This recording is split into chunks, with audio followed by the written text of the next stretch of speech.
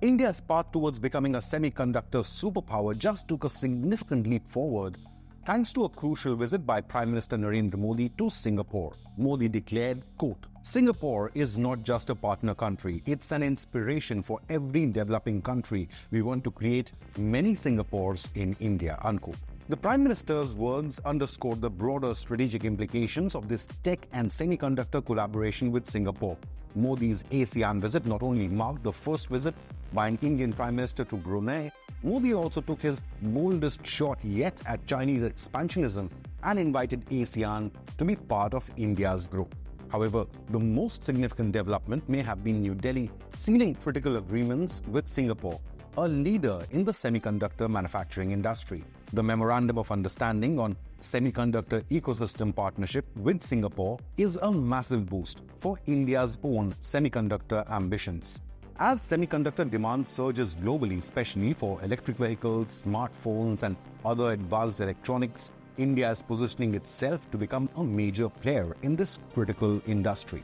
But why Singapore? The city-state currently accounts for 10% of global semiconductor output and hosts some of the biggest names in the sector, including Qualcomm, AMD, and Global Foundries. Partnering with Singapore offers India access to world-class expertise, while Singapore benefits from India's vast land and skilled labor, critical components which Singapore itself lacks. This collaboration is set to strengthen the semiconductor supply chain between India and Singapore. With an established semiconductor industry contributing to 7 to 8% of Singapore's GDP, the island nation is well placed to offer valuable insights to India as it continues to expand its manufacturing footprint. So can India's rising semiconductor industry soon rival the leading players in this field like China and South Korea? The MOU between India and Singapore isn't just a basic trade deal. It includes knowledge sharing, talent development, and policy alignment, laying the foundation for a resilient and interconnected semiconductor ecosystem. Prime Minister Modi urged business leaders in Singapore to view India as a key destination for expansion, leveraging India's growing manufacturing capabilities.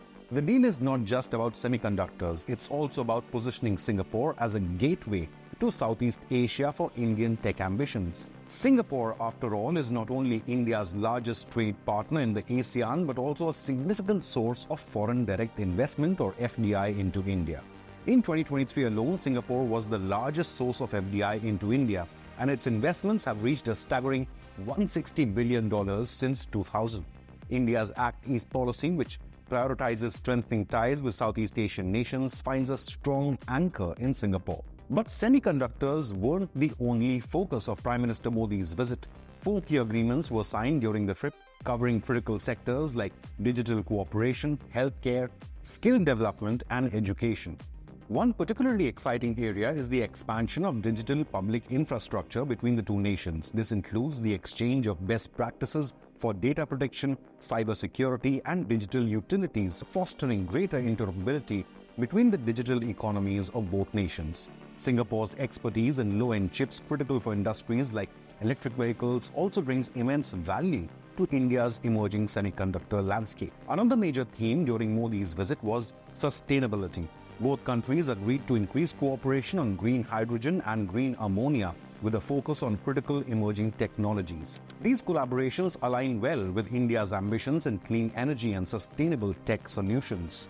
While Singapore has been a key player in the semiconductor space for years, India is still in early stages of building its semiconductor ecosystem. Recent developments, however, show that progress is being made. Just this week, the Indian government approved its 5th semiconductor unit, a $3,300 crore investment by Chinese Semicon, which will produce up to 6 million chips per day. For India, partnership with established players like Singapore are critical to its success. Singapore's semiconductor ecosystem is robust, and its companies are keen to enter emerging global nodes like India's growth market.